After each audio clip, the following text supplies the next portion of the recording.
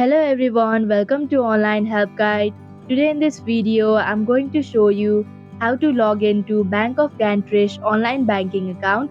So without any further ado, let's get started. First of all, open up a web browser.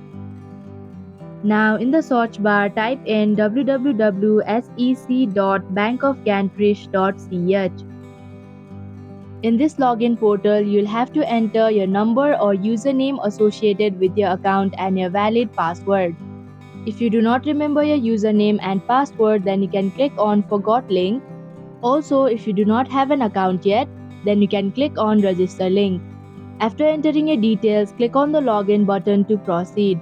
And that is how you can log into Bank of Gantrisch online banking account. Thank you for watching Online Help Guide.